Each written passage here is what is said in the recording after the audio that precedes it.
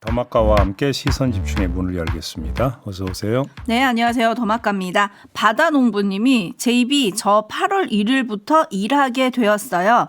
친구들은 모두 정년으로 은퇴한 나이인데 저는 출근을 합니다. 늙음하게 민생이 펴집니다. 출근 준비하면서 시선집중 열어두고 귀로 열심히 듣겠습니다.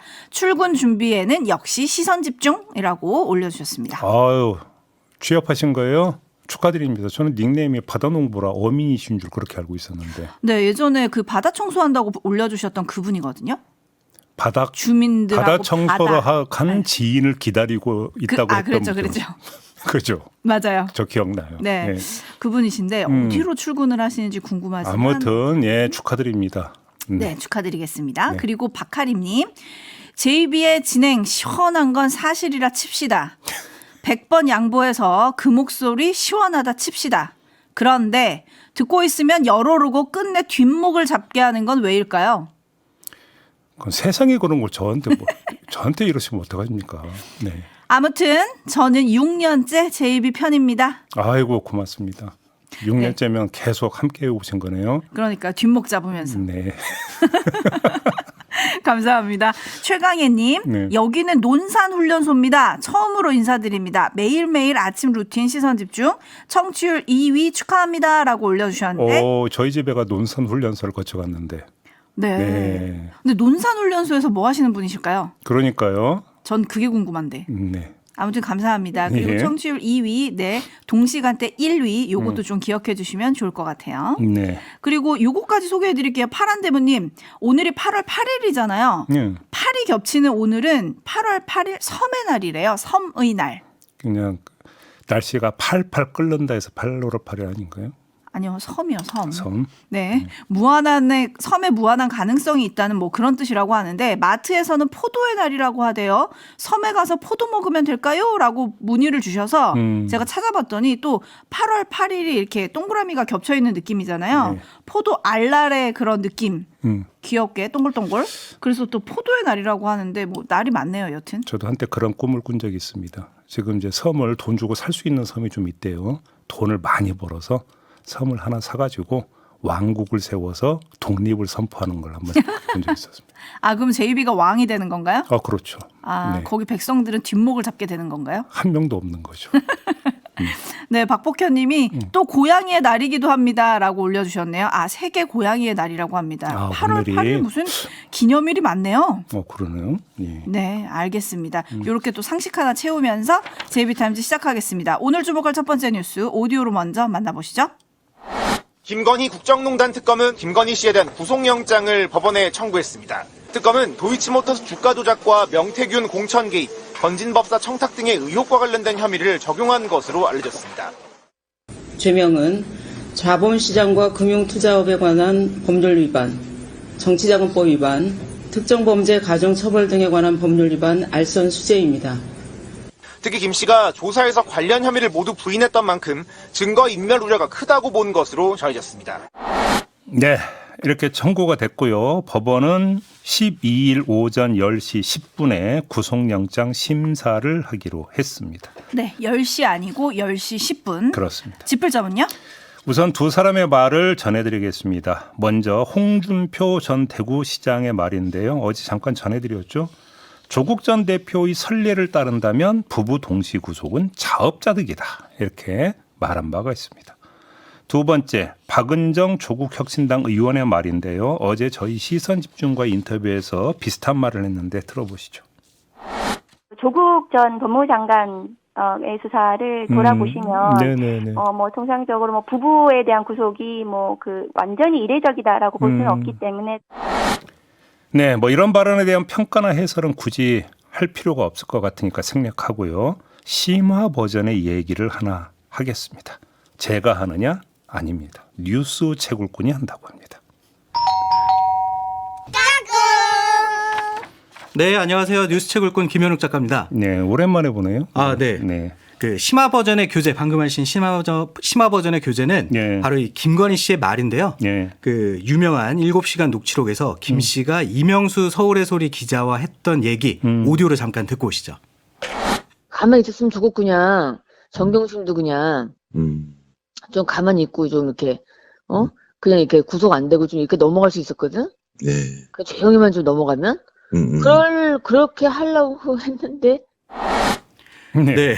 일부 언론과 진보 진영 유튜브에서 조국 일가 수사에 대해 문제를 삼자 검찰이 일종의 괘씸죄를 적용해서 수사를 더 진행했고 네. 나아가 정경심 교수를 구속했다는 얘기인데요. 네. 이 주장을 김건희 씨 수사에 대입하면 어떨까요? 어떻게 되는데요? 네, 이 특검의 구속영장 청구까지의 과정을 좀 복기해 보면 네. 김건희 씨는 계속되는 의혹 제기에 대해 무시로 일축을 했고 검찰 조사 때는 황제 조사를 받은 바가 있죠. 그렇죠. 네, 거기에 배우자인 윤석열 전 대통령은 방송 대담에서 이 김 씨를 그 옹호하는가 하면 네. 대놓고 두둔하는가 하면 검찰 조직을 동원해 물타기를 했다는 것이 공지의 사실입니다. 그렇습니다. 네. 예. 이 김 씨의 논리를 액면 그대로 받아서 해석을 하면 조국 일가 수사는 당사자들이 아니라 유튜버들이 키운 거라면 김건희 씨의 수사는 자신과 배우자인 윤 전 대통령이 스스로 키운 건데 이 자업자득은 이것만이 아닌 것 같아요. 또 뭐가 있는데요? 네. 김 씨의 논리를 보면 이 수사의 논리가 아니라 정치의 논리라고밖에 볼 수 없죠. 그렇죠. 그렇죠. 네. 그 정치의 논리를 비판하는 게 아니라 오히려 당연한 것처럼 얘기를 합니다. 그렇죠. 네. 예. 김 씨가 자기 입으로 이렇게 정치의 논리를 말해놨으니 구속영장 청구에 대해 정치적으로 대응할 여지를 스스로 닫아버렸다. 이렇게밖에 볼 수밖에 없을 예. 것 같고요. 그렇기 때문에 김건희 씨 측이 특검의 정치 노름이니 권력의 정치 탄압이니 이런 주장을 해도 네. 그러면 당신은 어땠냐? 당신은요. 네. 이런 반문 말고는 들을 게 뭐가 있을지 궁금합니다. 그런 면에서도 자업자득이다. 네. 이런 얘기가 되는 거군요. 네. 알겠습니다. 잘 들었습니다. 네, 감사합니다. 네.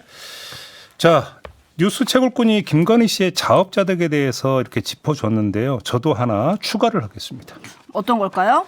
자, 윤석열 전 대통령이 내란을 일으킨 데에는 윤석열, 김건희 부부를 둘러싼 각종 의혹 사건을 덮으려는 동기가 작용했다라는 게 일반적인 분석입니다.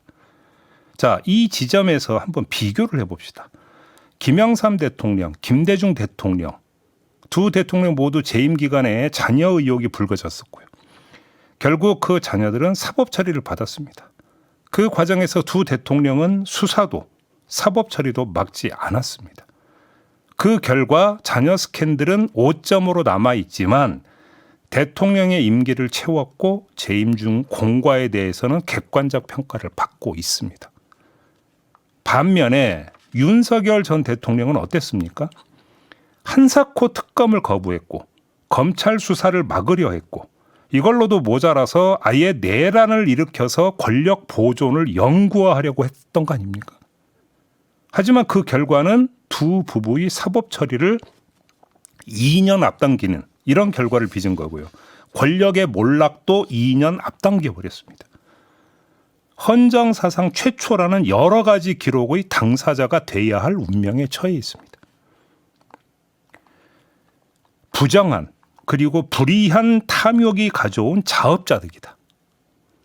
이게 더 큰 자업자득이다. 이 말씀을 드리는 겁니다. 응? 네. 여기에다가 하나만 더 추가할까요? 조국 전 대표 수사와의 수평 비교.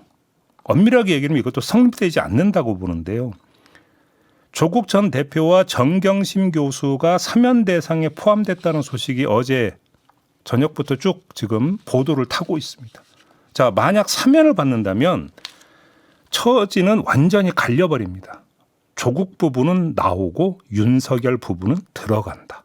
어디에서 나오고 어디로 들어가는지는 설명 안 해도 되죠. 그러니까 수평 비교가 될 것도 아니다. 이런 말씀으로 마무리하겠습니다. 네, 권님이 조국은 자식 문제지만 윤석열 대통령 부부는 다른 죄죠. 그 죄가 좀 다릅니다. 이렇게 또 갈라주셨고 알권리님 각자 죄가 있으면 부부 구속이 무슨 걸림돌이 되나요? 당연히 둘 다 대가를 치러야 하지 않습니까? 황소뭉치님 헌정사상 최초가 너무 많네요. 이러다 기네스북에 갈 것 같아요. 라는 의견 주셨고 네. 푸른달님 사실은 부정하기 힘드니 정치적 언어가 있을 뿐 아닐까요? 그래서 전 정권과 형태를 좀 비교하게끔 하는 게 아닐까. 하지만 이런 전개가 먹힐 리가 있을까요? 이런 의견 보내주셨습니다. 네. JB타임즈 다음 주목할 뉴스는요? 김건희 특검이 어제 오전에 윤석열 전 대통령에 대한 2차 체포영장 집행에 나섰지만 또 무산됐습니다. 특검은 윤 전 대통령의 완강한 거부로 부상 등의 우려가 있다는 현장의 의견을 받아들였다 이렇게 밝혔는데 윤 전 대통령 변호인단은 10여 명이 윤 전 대통령의 팔다리를 붙잡고 호송차에 넣으려 했고 이 과정에서 윤 전 대통령이 의자에서 떨어지는 등 허리와 팔의 통증을 호소해 구치소 의무실에 갔다 이렇게 주장을 했습니다. 네, 도대체 왜 이럴까요? 그래서 지금까지의 윤 전 대통령의 행적을 한번 돌아봤습니다. 도대체 어떤 일관성 또는 특징이 있는 건지 이걸 한번 발견해 보려고 돌아봤는데요. 그 결과 확인한 게 하나 있습니다. 오, 확인한 게 있습니까? 뭡니까? 자, 우선 행적을 한번 나열해 봅시다. 공수처와 경찰의 체포 시도엔 완강히 저항했습니다. 헌법재판소의 변론엔 꼬박꼬박 응했습니다. 법원의 재판엔 응하다가 내란 특검이 공소 유지에 나서면서 출석을 거부하고 있습니다. 그리고 김건희 특검의 조사와 체포엔 일체 불응하고 있습니다. 자, 여기서 확인할 수 있는 일관성이 있는데요. 윤 전 대통령이 불응과 순응의 대상에 특성이 있다는 것입니다. 불응의 대상은 공수처 아니면 특검인데요. 순응의 대상은 헌법재판소 아니면 법원입니다. 자, 이게 뭘 뜻하는 것일까요? 이걸 짚어봐야 되는 건데요. 자, 지금부터는 한번 윤 전 대통령의 빙의해서 한번 얘기해 보겠습니다. 네. 첫째, 특검, 민주당 그리고 민주당과 다를 바 없는 조국혁신당이 추천한 뒤에 이재명 대통령이 임명한 적군이다. 적군에 해당하는 특검에 순응하는 것은 곧 투항을 의미하는 것이다. 이렇게 생각할 수 있고요. 두 번째, 공수처. 민주당 주도로 자신이 몸담았던 검찰을 견제하기 위해 만든 조직으로 역시 적진에 해당이 된다. 오동훈 처장을 비록 자신이 임명했다고는 하지만 검사 출신인 이명순 후보자를 제치고 판사 출신인 오동훈 처장을 임명한 건 공수처를 무력화하기 위해서였던 것인데 그런 적진에 있는 공수처에 순응하는 것은 곧 굴욕을 의미하는 것이다. 윤석열 전 대통령은 이렇게 생각할 수 있다는 겁니다. 여기서 비유적 표현으로 쓴 적군, 적진. 자, 이런 표현의 윤 전 대통령식 버전이 뭡니까? 반국가 세력입니다. 반국가 세력을 처단하기 위해서 계엄을 선포했는데 반국가 세력에 무릎 꿇을 수 있느냐? 나는 무릎 못 꿇는다. 대충 이런 심사 아니냐라는 겁니다. 하지만 반국가 세력이니 처단이냐 하는 발상이 망상이자 환상이라는 건 이미 공지의 사실이 되어버렸습니다. 그런데도 윤 전 대통령은 아직도 그 가상세계에서 벗어나지 못한 채 돈키호테식 투쟁을 벌이고 있는 것이다. 이렇게 정리해도 되지 않을까 이런 생각을 해봤습니다. 네, 또 짚을 점이 있을까요? 윤 전 대통령 변호인단이 어제 오후 격앙된 목소리로 기자회견을 하던데 송진호 변호사의 목소리 잠깐 들어보시죠. 이런 일이 저희 건국 이후에 처음입니다. 처음. 건국 이후에 이런 일이 단 한 번도 없었습니다. 어떻게 구속된 피의자를 체포영장을 발부받아서 팔다리를 잡고 다리를 들어서 끌어내려고 하는 이 시도 자체가 우리나라 역사상 처음입니다. 네, 길게 평할 것 없이 이 점만 환기하고 넘어가겠습니다. 그것만 처음인 줄 아십니까? 이것도 처음입니다. 뭐가 처음이냐? 대통령까지 지낸 사람이 속옷 차림으로 드러누워서 체포에 불응한 것도 처음이고요.